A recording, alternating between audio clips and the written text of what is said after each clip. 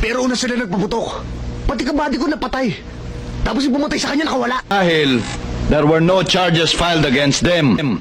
At sa taas, hindi mo pwedeng i-detain ang isang suspect ng mahigit sa 24 oras kung walang demandang inihaharap sa kanya. Illegal detention ang tawag doon. Alam mo ba yun?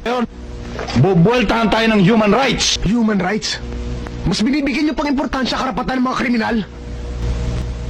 At paano karapatan ni Moreno? At marami pa katulad niya na namatay dahil sa pagganap ng tungkulin nila. Paano na ang pamilya nila?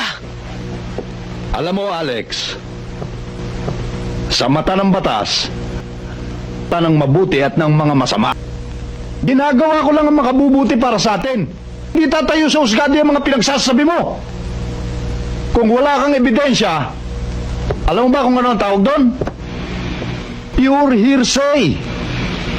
Pa, sa tono ng pananalita mo, parang gusto ko maniwala. Alex, umalis ka na, ha?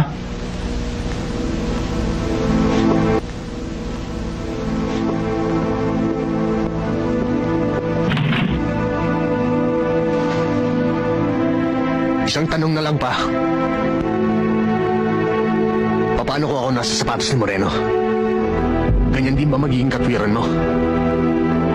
Paano na pamilya ko?